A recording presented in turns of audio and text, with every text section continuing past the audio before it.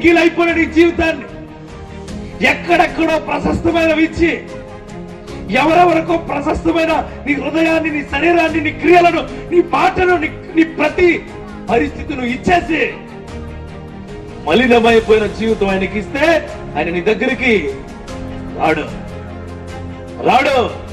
నీ పాపము పోవాలంటే యేసు నీ హృదయంలోకి రావాలి. హల్లెలూయా.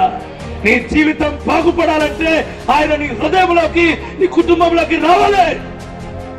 వస్తాడు ఆయన, నీ జీవితాన్ని నిలబెడతాడు. నీ హృదయము మలినమైపోతే ఆయన రాడు. నీ హృదయము పాపంతో నిండిపోతే ఆయన రాడు.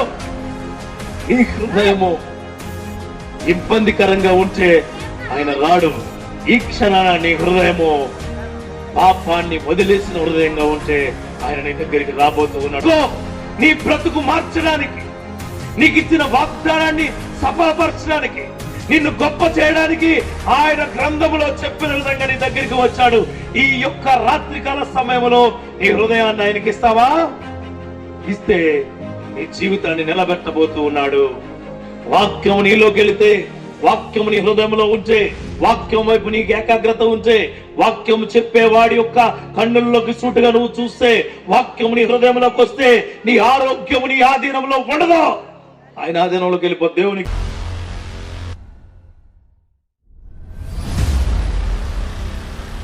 అప్పుడు వస్తాను, ఇప్పుడు వస్తానని చాలా వాగ్దానాలు మనం చేస్తూ ఉంటాం మనుషులకు. కానీ మత్తయి సువార్తకు 700 సంవత్సరాలు రమారమి ముందు యెషయా ప్రవక్త యెషయా 9వ అధ్యాయము 6వ వచనంలో ఆయన చేసిన ఒక వాగ్దానము, ఆయన వచ్చాడు మనకి, ఆయన మనల్ని నిలబెడుతున్నాడు అని చెప్పి మనకు తెలియజేస్తూ ఉంది. దేవుడు నీతో మాట్లాడడానికి ఒక్క మాట చాలు. ఆ మాట నీకు వచ్చే వరకు నీ హృదయాన్ని ఆయన వైపు చూపించు. కార్యము, క్రియ నీ జీవితంలో జరగబోతూ ఉంది. హల్లెలూయా. ఈ యెషయా ప్రవక్త 9వ అధ్యాయము 6వ వచనంలో ఆయన అంటాడు, ఎలాగనగా మనకు శిశువు పుట్టెను, మన కుమారుడు అనుగ్రహించెను, ఆయన భుజం మీద రాజ్యభారం ఉండెను, ఆశ్చర్యకరుడు, ఆలోచనకర్త, బలవంతుడైన దేవుడు, నిత్యుడుకు తండ్రి, సమాధానకర్త, అధిపతి అని అతనికి పేరు పెట్టబడును. ఎక్కడో మాట ఉంది, కుమారుడు వస్తాడు, ఆయన చాలా గొప్పవాడు, చాలా శక్తివంతమైన పనులు చేస్తాడు అని ఒక యాంబులం పేసి వదిలేశారు. వేసిన తర్వాత 2 సంవత్సరాలని, 3 సంవత్సరాలని, 100 సంవత్సరాలని, 500 సంవత్సరాలు అయింది. 700 సంవత్సరాలు జరిగిన తర్వాత ఆ రాజు రానే వచ్చాడు. హల్లెలూయా. బెత్లెహేముకు వచ్చాడు. రొట్టెల ప్రాంతము కలిగిన గ్రామమునకు ఆయన వచ్చి ఉన్నాడు. ఈ రోజున ఈ యొక్క గ్రామానికి యేసు వచ్చాడు. హలో, నీకు తెలుసా? నీ హృదయంలోకి యేసు వస్తే ఏం జరుగుతుందో నీకు తెలుసా? నీ హృదయంలోకి యేసు వస్తే నీ కుటుంబం ఎలా ఉండబోతుందో నీకు తెలుసా? నీ హృదయంలోకి యేసు వస్తే నీ పరిస్థితులు ఎలా మారబోతున్నాయో నీకు తెలుసా? తెలియకపోతే ఈ వార్త నీ కొరకే. హల్లెలూయా. ఈ వార్త నీ కొరకే, నీ జీవితాన్ని నిలవబెట్టడం కొరకే. నమ్మండి. అవ్వచ్చు మనుషులకు చాలా ఇబ్బందులు ఉండొచ్చు, మనుషులకు చాలా ప్రెజర్స్ ఉండొచ్చు, ఒత్తిళ్లు ఉండొచ్చు. నిజమే, రాజులు వచ్చారు, ప్రవక్తలు వచ్చారు, దూతలు వచ్చారు, చాలా మంది వచ్చారు. ఈ ప్రపంచంలో అందరికీ అన్ని సమకూర్చారు. కానీ ఒక మనిషిలో ఉన్న జన్మ పాపాన్ని, కర్మ పాపాన్ని ఎవరు తీసివేయలేదు. అప్పుడు రాజ్యభారం కలిగిన ఒక శిశువు వచ్చాడు, ఆలోచన కలిగిన ఒక శిశువు వచ్చాడు, ఆశ్చర్య కార్యాలు చేసే శిశువు వచ్చాడు, శాంతి సమాధానాలు వచ్చే శిశువు వచ్చాడు. ఆయన నీ ఒత్తిడి తీసివేయడానికి నీ దగ్గరికి వచ్చి ఉన్నాడు. హల్లెలూయా. ఈ రాత్రికాల సమయంలో దేవుడు నీ దగ్గరికి ఎందుకు వచ్చాడు అంటే, మొట్టమొదటిగా నీకు ఇబ్బందులు ఉన్నాయని తెలిసి వచ్చాడు. హల్లెలూయా. ఇప్పుడు ఒక కుటుంబం ఉంటుంది, ఆ కుటుంబముకు అమ్మగారిలో, అత్తగారిలో ఉంటుంది. అత్తగారింటి దగ్గర ఉన్నప్పుడు ఏదైనా బాధ వచ్చినప్పుడు తోబుట్టువులకి కబురు పంపిస్తారు, బాబు నాకు చాలా ఇబ్బంది ఉంది, నాకు చాలా ఒత్తిడి ఉంది, నేను చాలా స్ట్రగుల్లో ఉన్నాను, నేను చాలా ఇబ్బందిలో ఉన్నానంటే వాళ్ళు ఆగ మేఘాల మీద వస్తారు. ఎందుకు? ఆ తల్లి బాధల్లో ఉందని, ఆ తల్లి ఇబ్బందుల్లో ఉందని, ఆ తల్లికి తోడుగా ఉందాం, ఆ తల్లికి సలహా ఇద్దాం, ఆ తల్లి బాధలు పంచుకుందామని. అలాగే ఈ దేవుడు, మన దేవుడు, మేము ప్రకటిస్తున్న దేవుడు నీ హృదయంలోకి రాబోతూ ఉన్నాడు. నీకు ఆరోగ్య ఇబ్బంది ఉందని తెలిసి, నీ ఆర్థిక పరిస్థితి బాగాలేదని తెలిసి, నీ కుటుంబ పరిస్థితి బాగాలేదని తెలిసి, నీ జీవితం బాగాలేదని తెలిసి, నువ్వు బ్రతికే బ్రతుకు బాగాలేదని తెలిసి, నువ్వు ఉంటున్న ప్రదేశం బాగాలేదని తెలిసి, నీ జీవితంలో నువ్వు సరిగా ఉండలేవని తెలిసి, నా యేసు, నేను ప్రకటిస్తున్న యేసు నీ దగ్గరికి వచ్చి ఉన్నాడు. హల్లెలూయా. నమ్మండి, యేసు మతం మార్చడానికి రాలేదు, యేసు అందరు క్రియలు మార్చడానికి రాలేదు, యేసు ఆయన గొప్ప చేసుకోవడానికి రాలేదు, యేసు ఇలా ఫంక్షన్స్ పెట్టుకుని గొప్పగా ప్రకటించడానికి రాలేదు. యేసు నీ బాధలు తీర్చడానికి వచ్చాడు, నీ కుటుంబాలు కట్టడానికి వచ్చాడు, నీ పరిస్థితులను మొత్తము చేయడానికి వచ్చాడు. హల్లెలూయా. నీకు ఒత్తిడి ఉందని, నీకు ఇబ్బంది ఉందని, నీ పరిస్థితులు బాగాలేదని, ఏ ఎగ్జామ్ రాసినా నువ్వు ఫెయిల్ అవుతున్నావు, నీ జీవితం బాగు చేయాలని యేసు నీ దగ్గరికి వచ్చి ఉన్నాడు. ఎన్నో సంవత్సరాలుగా ఎంతో మంది దగ్గరికి వెళ్తున్నా నీ కుటుంబం కట్టబడలేదు, నా కుటుంబం కట్టబడాలని యేసు నీ దగ్గరికి వచ్చి ఉన్నాడు. యేసు క్రీస్తు నీ దగ్గరికి వచ్చింది ఒత్తిడిలో ఉన్నాడని తెలిసి. హల్లెలూయా. మనుషులు చాలా మంది ఒత్తిడిలో ఉండుంటారు. ఇప్పుడు ఇక్కడ కూర్చున్న వాళ్ళు కూడా ఏదో పండగని కొత్త బట్టలు వేసుకుని ఏదో పళ్ళ మీద నవ్వు పూసుకుని వచ్చేసారు అంతే. లోపల ఎట్లా ఉంది? అట్లనే ఉంటాయి సమస్యలు. అది నీకు ఈరోజు కొత్త చీర కనుక్కున్నావు, అప్పులన్నీ పోతాయి అన్ని. ఈరోజు కొత్త బట్టలు వేసుకున్నావు, లోపల ఉన్న జబ్బు అంతా పోతాయండి. ఈరోజు మంచి సెంటు కొట్టుకుని వచ్చామని చెప్పి లోపల ఉన్న కుళ్ళు కలిగిన పాపం పోతాయండి. పాదం నీ పాపము పోవాలంటే యేసు నీ హృదయంలోకి రావాలి. హల్లెలూయా. నీ జీవితం బాగుపడాలంటే ఆయన నీ హృదయంలోకి, నీ కుటుంబంలోకి రావాలి. వస్తాడు ఆయన, నీ జీవితాన్ని నిలబెడతాడు. ఒకసారి లూకా సువార్త 1వ అధ్యాయం 2వ అధ్యాయము 1-3 వచనాలు చదువుదాం. నమ్మండి, నా మాటలు వాడిగా ఉంటాయని మీరు అనుకుంటున్నారు, కానీ ఆ వాడి కలిగిన మాటల్లోంచే యేసయ్య నీ క్రియలు చేయబోతూ ఉన్నాడు. హల్లెలూయా. నమ్మరు మీరు. మార్గాలు మూసుకుపోయినప్పుడు, ఎవరు నీకు లేనప్పుడు, ఏ క్రియలు నీకు అనుగుణంగా లేనప్పుడు ఆయన నేనే మార్గం అని నీకు చూపిస్తాడు. హల్లెలూయా. ఆయన మార్గం ఏంటో తెలుసండి? మోకరించి 2 చేతులు చాపి పైకి చూపించి యేసయ్యా అంటే నీ చుట్టూ ఉన్న మార్గాలన్నీ తెరవబోతున్నాడు. హల్లెలూయా. నమ్మండి. ఏదో ఈయన వచ్చాడు, వాక్యం ఏదో ఈ విధంగా యేసు వస్తాడట, యేసు వచ్చి మా మార్గాలు తెరుస్తాడట అని ఆలోచన నీ హృదయంలో ఉండుండొచ్చు. మరలా చెబుతున్నాను, నీ మార్గము చూపేది ఆయన ఒక్కడే. నమ్మితే నువ్వు ఆ క్రియలు చూడబోతూ ఉన్నావు. చూడండి, ఇక్కడ 1-3 వచనాల్లో ఆ దినములలో సర్వలోకములకు ప్రజాసంఖ్య రాయవలనని కైసరు ఐగుస్తు వలన ఆజ్ఞాయను. బైబిల్ వాక్యం నీలోకి వెళితే, వాక్యం నీ హృదయంలో ఉంటే, వాక్యం వైపు నీకు ఏకాగ్రత ఉంటే, వాక్యం చెప్పేవాడి యొక్క కన్నుల్లోకి సూటుగా నువ్వు చూస్తే, వాక్యం నీ హృదయంలోకి వస్తే, నీ ఆరోగ్యం నీ ఆధీనంలో ఉండదు. ఆయన ఆధీనంలోకి వెళ్ళిపో. దేవునికి స్తోత్రం కలుగును. చలి కనిపించదు నీకు, వర్షం కనిపించదు నీకు, ఎండ కనిపించదు నీకు, చుట్టూ ఉన్న పరిస్థితులు ఏమీ కనిపించదు, నీ జీవితమే కనిపిస్తుంది. హల్లెలూయా. ఒక మాట ఉంటుంది, సర్వలోకమునకు ప్రజాసంఖ్య రాయవలనని కైసరు ఐగుస్తు వలన ఆజ్ఞాయను.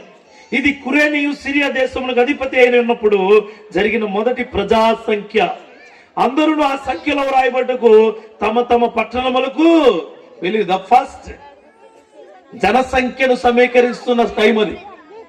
ఫస్ట్ అండ్ ఫార్మోస్ట్ ఏ మనిషి ఎవడికి చెందినవాడు, ఏ మనిషి ఎక్కడ వాడని చెప్పి ఆ హేరోదు ఉన్నాడు కదా, వాడి యొక్క ఆలోచన ఏంటంటే వాడికి సంబంధం లేని వ్యక్తులను స్మాష్ చేద్దాం. ఏం చేద్దామని దాంట్లో ఈ యూదయ దేశము, ఈ సిరియా దేశము, ఈ యొక్క యేసుక్రీస్తు వారి వంశావళి, యేసును పూజించేవాళ్ళు, ఈ యొక్క దేవుణ్ణి అనుసరించే ప్రజలు ఉన్నారు.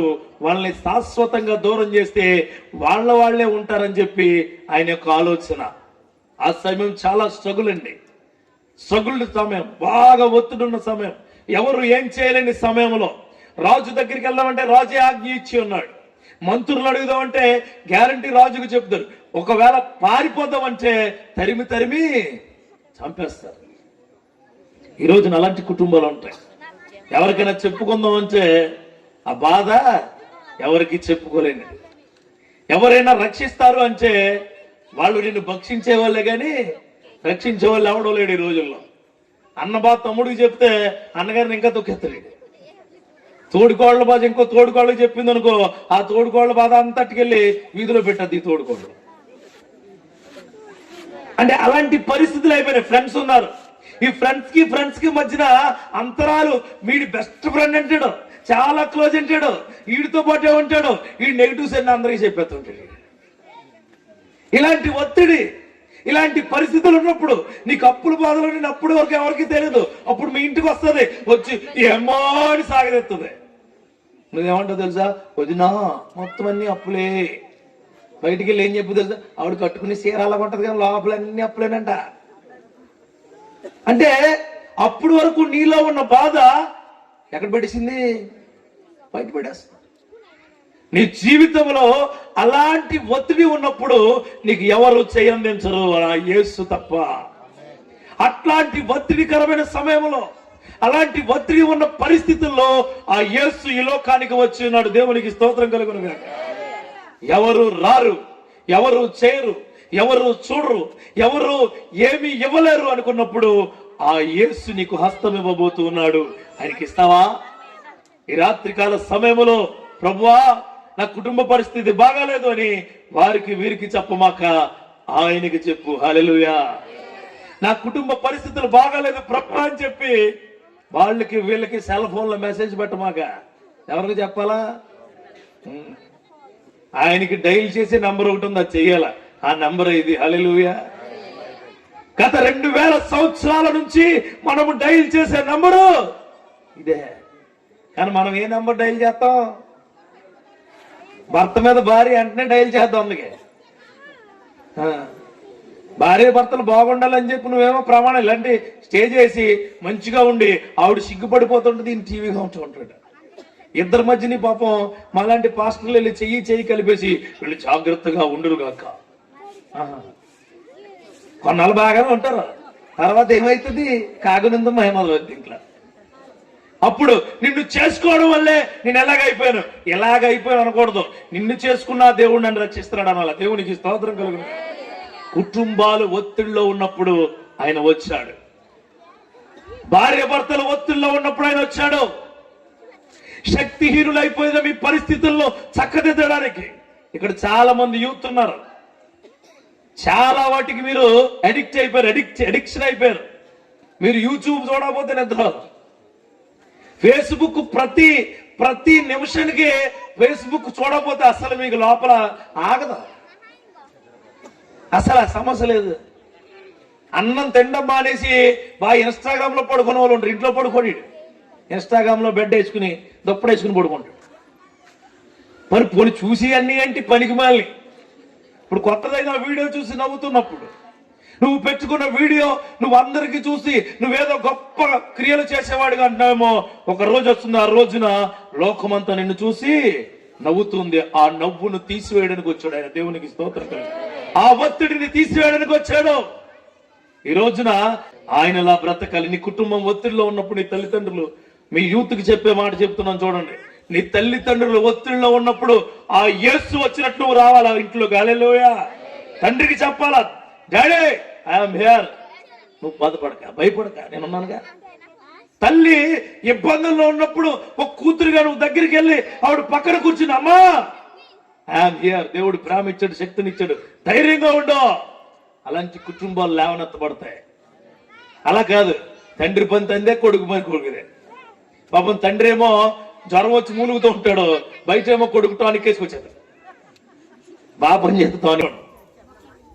యోసేపు దావీదు వంశంలో గోత్రంలోను పుట్టినవాడు కనుక తనకు భార్య ప్రదానం చేయబడి గర్భవతి అయిన మరియతో కూడా ఆ సంఖ్యలో రాయబడ్డు గలియ నుండి నజరేతుకు యూదేలోని బెత్లెహేము అనబడిన దావీదు ఊరికి వెళ్ళెను. ఇక్కడ ఒక్కసారి మీకా గ్రంథం చెప్తారా 5వ అధ్యాయం. బెత్లెహేము ఎఫ్రతా యూదా వారి కుటుంబంలో నువ్వు స్వల్ప గ్రామమైన నా కొరకు ఇశ్రాయేల్లో ఏలబోవాడు నీలో నుండి వచ్చును. చాలండి, చాలు. ఇక్కడ ఒక మాట ఉంటుంది, బెత్లెహేము ఎఫ్రతా. హల్లెలూయా. ఆ ఊరు యెరూషలేము అనే పట్టణానికి 9 కిలోమీటర్లో ఉంటుంది. అక్కడ జనాభా చాలా మంది ఉంటారు, మీరు అనుకుంటారు. అక్కడ 200 మంది కంటే ఎక్కువ లేరు టైంలో. దేవునికి స్తోత్రం. ఆ ప్రాంతం నుంచి అన్ని సమృద్ధికి వెళ్తున్నాయి కానీ ఆ ప్రాంతానికి ఏది రావడంలా. బెత్లెహేము అనగా రొట్టెల ఇల్లు, అంటే జీవాహారం ఇచ్చే ఇల్లు. హల్లెలూయా. రొట్టెలు అంటే రొట్టెలు తినేయగలరు, జీవాహారం ఇచ్చే ప్రాంతం.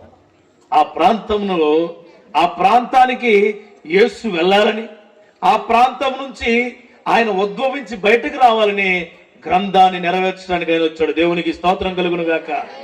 నువ్వు చాలా మందికి ఏమిస్తున్నావు? ప్రామిసులు ఇస్తున్నావు. నేను ఈ రోజుని యాక్చువల్గా నాకు ఇక్కడ మీటింగ్ లేదు, నిజంగా చెప్తున్నాను. నాకు వేరే చోట బుక్ అయిపోయింది. యాక్చువల్గా ఈ టైంలో అక్కడికి వెళ్ళిపోవాలి. అమ్మగారు అయ్యగారు కూడా చాలాసార్లు టైం అడ్జస్ట్మెంట్ అంటే కుదరదండి, ముందే వస్తానని చెప్తున్నాను. నేను కమిట్మెంట్తో నేను డేట్ ఇచ్చానని నా ఫోటో వేసి కింద పేరు రాసి మొత్తం ఒక పోస్టర్ వేశారు కదా. ఎక్కడ మీరు వాట్సాప్లో చూడలేదండి మిమ్మల్ని ఫస్ట్ టైం. నాకు ఎందుకు అయ్యాన్ని వేసారు, నేను చూశాను. దేవునికి స్తోత్రం కలుగును గాక. చూశాను. అది ఖచ్చితంగా అది నెరవేర్చడానికి నేను వచ్చాను కదా. Praise the lord.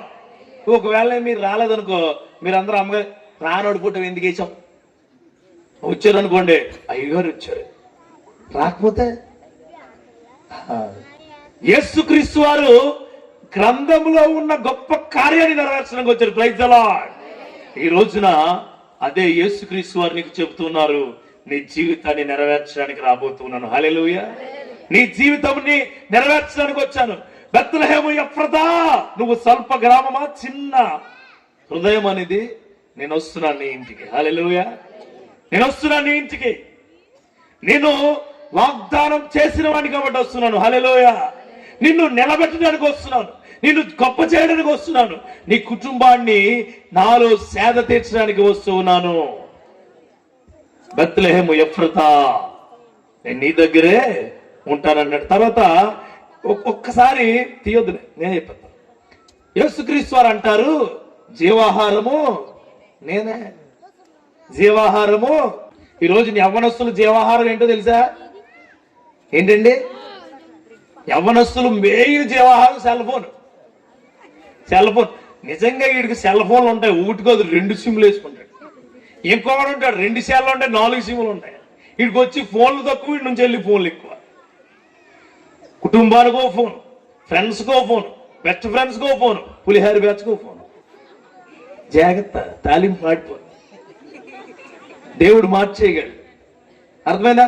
మళ్ళీ అది సరిపోక సెల్ ఫోన్కి ఇంకోటి ఎట్టుకుంటాడు, ఎంతలా ఉంటుంది ఎటక మొక్కలాగా. ఏంటది? Power bank. Cell phone charging అయితే పవర్ బ్యాంక్ ఎట్టుకోవాలన్న బుద్ధి నీకు ఉన్నప్పుడు, నీ జీవితం పాడైపోతే బైబుల్ పెట్టుకోవాలన్న ఆలోచన నీకు లేదు. అర్థమైందని నేను చెప్పింది?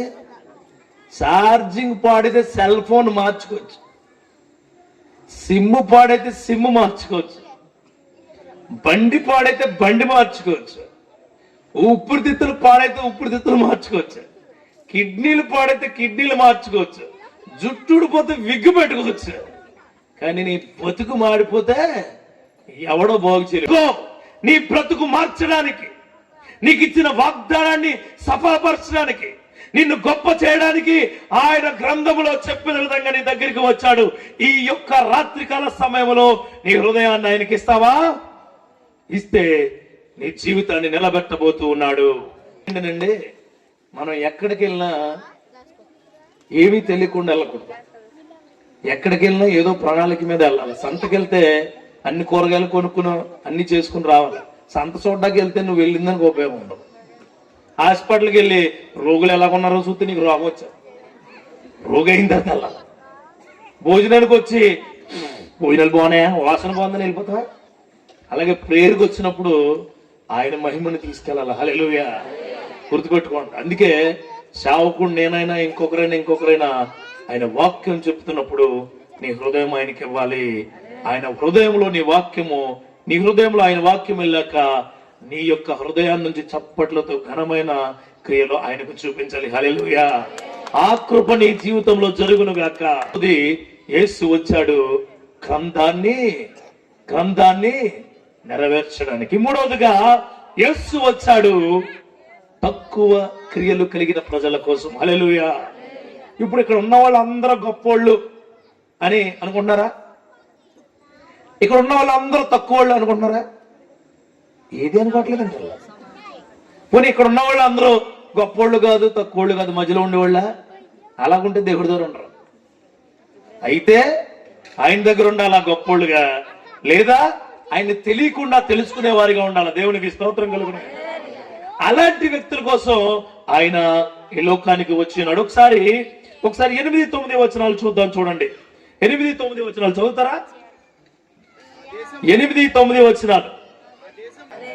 నేను గొప్పవాడినేం కాదు, నేను శక్తివంతుడినేం కాదు, నేను మీలాగే మనిషిని, కానీ ఆయన వాక్యము చెబుతున్నప్పుడు బహుబలవంతుడిని. హల్లెలూయా. ఆ క్రియలు పట్టుకునే ప్రైజ్ ద లార్డ్. ఆ క్రియలు భోజనాల కంటే సంతృప్తిగా వాక్యం తిండి, భోజనాల కంటే సంతృప్తిగా అలా వెళ్ళగలదు అని గట్టిగా చెప్పండి పట్టండి. హల్లెలూయా. క్రీస్తు నేడు పుట్టిన. హల్లెలూయా. అది జీవాహారం పుట్టిన వెళ్ళాలి మనం ఇంటికి. చూడండి, ఇక్కడ 8-9 వచనాలు ఒకసారి చదువుతారా? ఆ దేశంలో కొందరు గొర్రెల కాపరులు పొలంలో ఉండి రాత్రి వేళ తమ మందను కాచుకుని ఉండగా. చూడండి, గొర్రెల కాపరులు ఏం చేస్తారంటే పాపం పొలంలో ఉండి వాళ్ళ గొర్రెలు అంటే వాళ్ళ పని వాళ్ళు చేసుకుంటున్నారు. గొర్రెల కాపరులు అంటే బాగా ఆస్తిపరులు ఏం కాదు, సంపన్నులు ఏం కాదు. గొర్రెల కాపరులు అంటే లోకము ఏమీ తెలియని వారు. గొర్రెల కాపరులు అంటే బాగా అమాయకమైన ప్రజలు. గొర్రెల కాపరులు అంటే వాళ్ళు ఒక మందను కాచుకుంటూ ఆ మంద మీద డిపెండెంట్ అయ్యేవాళ్ళు. ఈ రోజున అలాంటి మనస్తత్వం కలిగిన వ్యక్తులు ఇక్కడ ఉంటే వాళ్ళ కుటుంబంలో హీన స్థాయిలో ఉన్నవాళ్ళు, వాళ్ళ కుటుంబాల్లో తక్కువగా చూపించుకునేవాళ్ళు, వాళ్ళ కుటుంబాల్లో అతి దారుణమైన క్రియల్లో ఉంటూ ఉన్నవాళ్ళు ఏమి చేయాలి అని ఆలోచిస్తూ నువ్వు ఏ పని ఎందుకు చేస్తున్నావో తెలియని వారి కోసం ఆ యేసు వచ్చాడు. హల్లెలూయా. చెప్తున్నాడు చూడండి, అక్కడ ఏమంటున్నాడంటే దూత వచ్చిందట. ప్రభు దూత వారి దగ్గరికి వచ్చి నిలుచుంటే వాళ్ళు భయపడిపోయారట. ఎవరు భయపడిపోయారట. కాపరులు తన మంద కాచుకుంటూ ఉండగా ప్రభు దూత వారి వద్ద నిలిచెను. ప్రభు మహిమ వారి చుట్టూ ప్రకాశించిన వారు మిక్కిలి భయపడిరి. They feared about the angel. ఆ దూత వచ్చినప్పుడు వాళ్ళు చాలా భయపడిపోయారట. They scared. చాలా భయపడ్డారు. అంతేనండి, ఒక్కోసారి మన కుటుంబంలో కొన్ని పరిస్థితులు బాగాలేనప్పుడు ఆ పరిస్థితులు చక్కదిద్దిపోయినాయి అనుకోండి, ఒకేసారి మనం వెళ్ళిపోతాం. రోజు నడవలేడు, నీ పరిగెట్టేస్తానుకో అయ్యి బాబు ఏదో అయిపోతాడు అని మనం అనేసుకుంటూ ఉంటాం. చూడండి, అన్ని ఎగ్జామ్స్ ఫెయిల్ అయిపోతుంది డిసైడ్ అవుతుంది చెల్లి అని మరణాడు చూస్తే ఫస్ట్ క్లాస్ వచ్చేది. ఎందుకు వచ్చిందో అలాంటి వాళ్ళు ఉన్నారు. నవ్వులు వస్తాయి కాదు, దేవుడికి ప్రార్థిస్తే ఆయన జ్ఞానం ఇస్తాడో జ్ఞాన సంపదను బట్టి నీ యొక్క జ్ఞానము పెంపొందుతుంది. దేవునికి స్తోత్రం కలుగునుగా. హల్లెలూయా. ఇక్కడ ఈ గొర్రెల కాపరులు భయపడ్డారట. ఆ భయపడుతున్న గొర్రెల కాపరికి దూత చెప్తున్న మాట చూడండి ఒకసారి. ఏమన్నాడు? అయితే ఆ దూత భయపడకుడి, ఇదిగో ప్రజలందరికీ కలగబో మహా సంతోషకరమైన సువార్తమానము నేను మీకు తెలియచేయుచు ఉన్నాను. అంటే యేసు వచ్చాడు ఎవరి కోసం? అనామక ప్రజల కోసం. యేసు వచ్చాడు ఎవరి కోసం? తక్కువగా కీర్తిస్తున్న ప్రజల కోసం. యేసు వచ్చాడు ఎవరి కోసం? పాపంలో బ్రతుకుతున్న వారి కోసం. యేసు వచ్చాడు ఎవరి కోసం?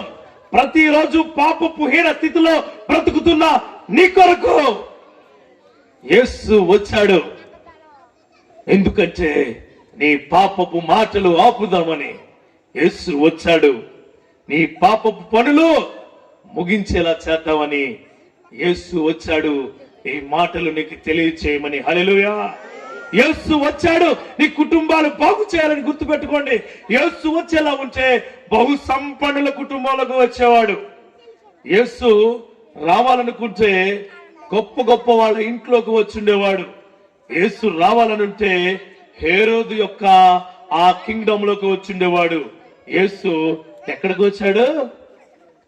బెత్లెహేమ్ అనే ఊరిలో సత్రములో ఖాళీ లేకగా పశువుల తొట్టులోకి వచ్చి ఉన్నాడు. హల్లెలూయా. ఈరోజు పశువుల పాక లాంటి నీ హృదయంలోకి ఆయన రాబోతూ ఉన్నాడు. హల్లెలూయా. వస్తాడు ఆయన. నువ్వు ఆహ్వానిస్తే, నువ్వు కోరుకుంటే, నువ్వు రావాలని ఆశపడితే, నువ్వు వచ్చేలా నువ్వు ఆయనకి స్వాగత ద్వారాలు తెరిస్తే ఆయన వస్తాడు. గర్వం వదిలేయాలా, స్వార్థం వదిలేయాలా, పాపాన్ని వదిలేయాలా, ఇబ్బందికరమైన క్రియలు వదిలేయాలా. నువ్వు చేసే ఫోన్ కాల్స్, నువ్వు మాట్లాడే ఫోన్ కాల్స్ ఆపేయాలి. నువ్వు చూసే సుగుప్సాకరమైన క్రియలు ఆపేయాలి.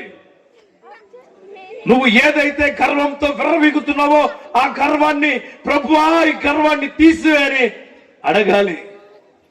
అహంకారమైన హృదయంతో, అహంకారమైన పనులతో, నువ్వు ఏదైతే పొర్నోగ్రఫీ ఆలోచనలతో, ఏదైతే వ్యభిచారపు కుప్పపు ఆలోచనలతో ఉంటే ఆయన నీ దగ్గరికి రాడు. ఆయన నీ దగ్గరికి రాడు. యేసు వస్తాడు ఎప్పుడైతే నువ్వు తగ్గింపు హృదయం ఉంటే వస్తాడు. హల్లెలూయా. నువ్వు భయపడతావు అప్పుడు ఆయన మహత్యాలకు, నువ్వు ఆశ్చర్యం పొందుతావు ఆయన క్రియలకు, నువ్వు శక్తివంతంగా నువ్వు అందరికి చెబుతావు ఆయన సువార్తను. హల్లెలూయా. వస్తాడు యేసు నీ దగ్గరికి. అనుకోవచ్చు, నేను చాలా సంవత్సరాల నుంచి చర్చికి వెళ్తున్నానండి, ఏ మంచి జరగలేదండి అని. చర్చికి వెళ్తావు, యేసు వచ్చేస్తాడు అనుకుంటున్నావా? బైబిల్ పట్టుకుంటావు, యేసు గారు వచ్చేస్తారనుకుంటున్నావా? ప్రార్థనలకు వెళ్ళిపోతావు, యేసుక్రీస్తు వస్తారనుకుంటున్నావా? బాప్తిజం తీసుకున్నారు, యేసుక్రీస్తు వస్తారనుకుంటున్నావా? ఉపవాస ప్రార్థనలో కటిక ఉపవాసం చేస్తున్నావు, యేసుక్రీస్తు వస్తారనుకుంటున్నావా? యేసుక్రీస్తు నీ దగ్గరికి రావాలంటే నీ హృదయం ఆయన దగ్గర ఉండాలి. Praise the lord. గట్టిగా చప్పట్లు కొడదాం. నీ హృదయము మలినమైపోతే ఆయన రాడు. నీ హృదయము పాపంతో నిండిపోతే ఆయన రాడు. నీ హృదయము ఇబ్బందికరంగా ఉంటే ఆయన రాడు. ఈ క్షణాన నీ హృదయము పాపాన్ని వదిలేసిన హృదయంగా ఉంటే ఆయన నీ దగ్గరికి రాబోతూ ఉన్నాడు. హల్లెలూయా. అందుకే అంటాడు చూడండి, 12-13 వచనాల్లో అంటాడు, బాబు మేము ఇది ఎలా నమ్మాలి అంటే, అప్పుడు అంటాడు, దూత చెప్పుద్ది, బాబు ఒక శిశువు పొత్తి గుద్దలతో చుట్టబడిన ఒక తొట్టులో పడుకుంటుంట మీరు చూసిదని వారితో చెప్పారు. వెంటనే పరలోక సైన్య సమూహం ఆ దూతతో కూడా నుండి అది సర్వోన్నతమైన స్థలములో దేవునికి మహిమయు ఆయన కిష్టులైన మనుషులకు భూమి మీద సమాధానము కలుగునుగాక. దేవునికి స్తోత్ర.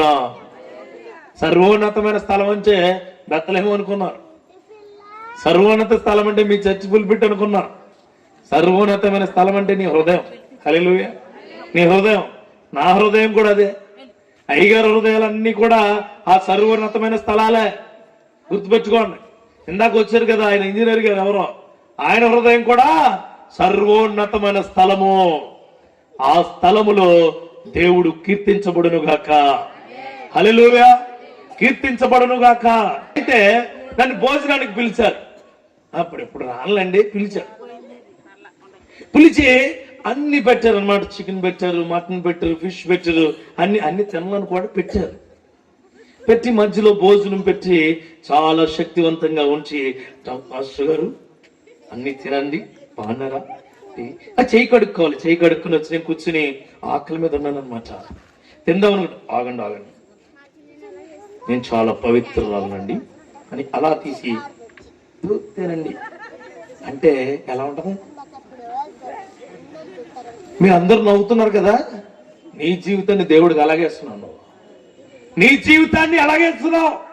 ఎంగిలైపోయిన నీ జీవితాన్ని ఎక్కడెక్కడో ప్రశస్తమైన ఇచ్చి, ఎవరెవరికో ప్రశస్తమైన నీ హృదయాన్ని, నీ శరీరాన్ని, నీ క్రియలను, నీ మాటను, నీ ప్రతి పరిస్థితిని ఇచ్చేసి మలినమైపోయిన జీవితం ఆయనకి ఇస్తే ఆయన నీ దగ్గరికి రాడు రాడు రాడు. నా సహోదరి సహోదరుడు, నేను అన్నం తింటానా? అప్పుడు వరకు ఉన్న ఆకలంతా ఏమైపోయింది? నీ ఉమ్ముతో చచ్చిపోయింది. దేవుడు కూడా అంతే. ఎంతో ఇష్టంగా నీ ఇంటికి వస్తుంటే, నీ పాపాన్ని తీసివేసేవారు నీ ఇంటికి వస్తే మరలా నువ్వు టీవీ పెట్టుకుని ఎయ్ ఎయ్ అంటావు. ఎక్కడ? టీవీ చూసి ఎయ్యాలని డోరేసి వెళ్ళిపోతాడు ఆయన. అంతే.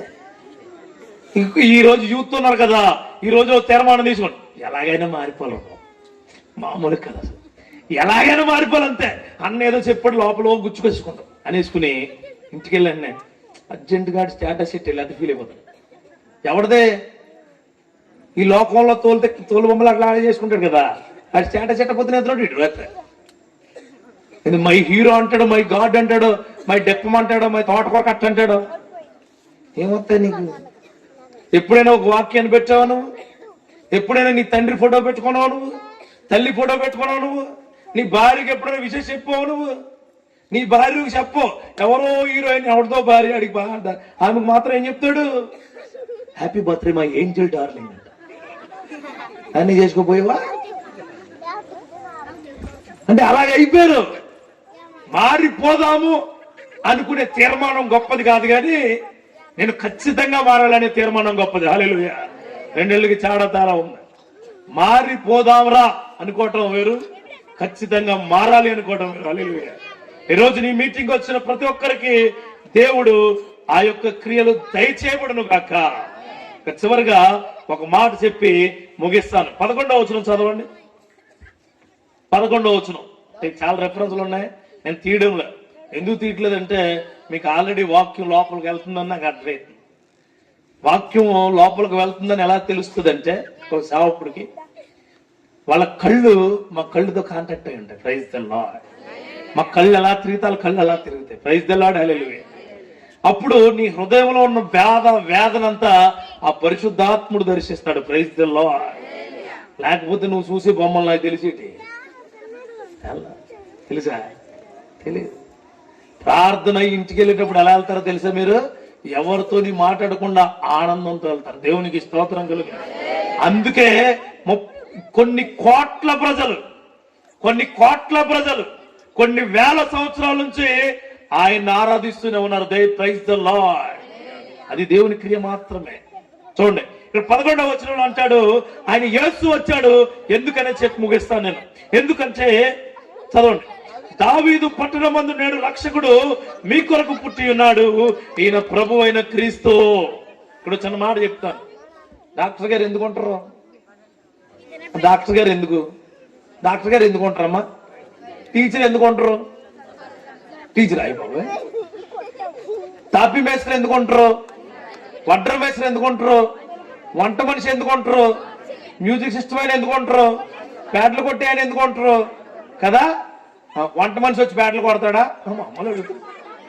కానీ దేవుడు ఎందుకు వచ్చాడట? రక్షకుడు రక్షించడానికి వస్తాడు. దయచేసి అర్థం చేసుకోండి. Praise the Lord. ఆ రక్షకుడు రక్షించడానికి వస్తాడు. Praise the Lord. ఆ రక్షకుడు నీకు రక్షణ ఇవ్వడానికి వస్తాడు. ఆ రక్షకుడు నీ విమోచన ఇవ్వడానికి వస్తాడు. ఆ రక్షకుడు నీకు విడుదల ఇవ్వడానికి వస్తాడు. ఆ రక్షకుడు నీలోకి ఆయన నీ పాపాలని తీసివేసి, నీ కర్మ పాపాన్ని, జన్మ పాపాన్ని తీసివేసి ఆయన పరిశుద్ధాత్మ క్రియలు చేయడానికి వస్తాడు. హల్లెలూయా. నమ్మండి. యేసు వచ్చాడు నా కుటుంబంలోకి, యేసు వచ్చాడు నా జీవితంలోకి, యేసు వచ్చాడు నా సంఘంలోకి, యేసు వచ్చాడు నా గ్రామంలోకి, యేసు వచ్చాడు నా క్రియలు లేవనెత్తడానికి. హల్లెలూయా. గట్టిగా చప్పట్లు కొడుతూ ఓ మాట చెబుదాం. ఒకే మాట. ప్రభువా, మాలోకి వచ్చావు కదూ, మీకే వందనాలయ్యా, మీకే వందనాలు. సర్వోన్నతమైన స్థలముల మధ్యలో మిమ్మల్ని మేము క్రీస్తుస్తాం, మిమ్మల్ని మేము మహిమపరుస్తాం. మీకు మాత్రమే ప్రతిదీ చెల్లునుగాక. హల్లెలూయా. దేవుడు తెలియని వాళ్ళు ఎంతమంది ఉన్నారా? ఒకసారి చూపిస్తారా? ఈరోజు మీ ఇంటికి రక్షణ వచ్చిందమ్మా. హల్లెలూయా. నీ కుటుంబంలో గొప్ప కార్యాలు మీరు చూడబోతున్నారు.